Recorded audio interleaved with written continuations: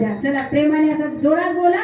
झोक बामा गेला ऐसा झोक बामा गेला, झोक बामा गेला ऐसा झोक बामा गेला, झोक बामा गेला ऐसा झोक बामा गेला, झोक बामा गेला ऐसा झोक बामा गेला, झोक बामा गेला ऐसा झोक बामा गेला, झोक बामा गेला ऐसा झोक बामा गेला, ऐसा झोक बामा गेला.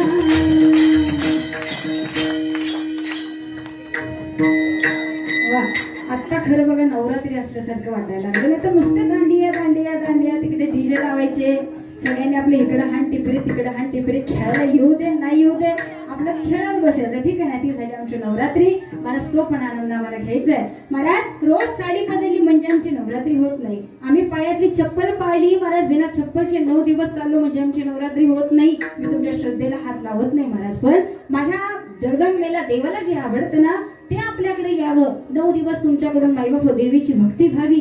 आमच्या अशा काय काय देवी आहेत महाराज. नवरात्रीत काय सांगावं, अन्नाचा नव्हे पाण्याचा कण सुद्धा एक घोट सुद्धा न पिणाऱ्या सुद्धा देव्या माझ्या समोर बसलेल्या आहेत. इतकी कडक भक्ती आहे. किती दिवस पुन्हा वर्षात माईबाप देवाऱ्याकडे जाती का नाही हे सुद्धा मला माहिती.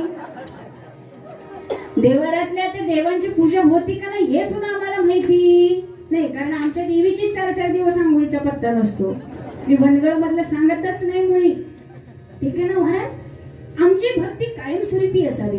देवाला आवडते ना अशी नामस्मरण रूपी भक्ती असावी. देवाला आवडतं नाम, देवाला आवडतं भक्ती. मायबाप देवाला आवडतं शुद्ध अंतकरण. मी अशुद्ध अंतकरणासाठी आम्ही रात्रंदिवस मायबाप तिचा जप केला पाहिजे. एखादी स्त्री असेल नाही तिला मायबाप रोजची साडी मिळाली असेल ती साडी नेसा. तुमचा भाव त्या आधी माया जगदंबेजवळ असू द्या. मायबाप नाही तुमच्या घरी उदबत्ती नसू द्या. मायबाप नसेल तर मनाने निरंजनाने ओवाळा. ती भक्ती तिच्याजवळ पोहोचते महाराज. आणि घरातून जरी नमस्कार केला तरी तो तिच्याजवळ जाऊ शकतो आणि जातोच.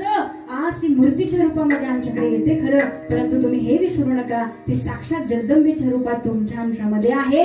आपल्या स्वतत्वाला ओळखायला शिका आणि महाराज तिला नमस्कार करायला शिका. जेव्हा आम्हाला कळेल की फक्त वर्षातनं 9 दिवस येणारी देवी म्हणजे आमची नवरात्री नाही. नाही महाराज, आपल्यातल्या दुर्गेला ओळखा, आपल्यातल्या चंडिकेला ओळखा, आपल्यातल्या मायबाप लक्ष्मीला ओळखा. ज्यावेळी तुमच्या आणि तिची ओळख होईल ना त्यावेळी तुम्हाला बाहेर कुठं नमस्कार करण्याची सुद्धा गरज वाटणार नाही. हे मी सांगत नाही, हे माझ्या तुकोबऱ्यांचं वाक्य आहे. आणि ज्यावेळी हा भाव मायबाप निर्माण होतो ना, हा भाव कधी निर्माण होतो ज्यावेळी भक्ताचं चित्त शुद्ध झालेलं असतं. कारण शुद्ध चित्ताशिवाय महाराज आम्हाला कोणतंही रूप शुद्ध दिसत नाहीच महाराज, मुळीच नाही.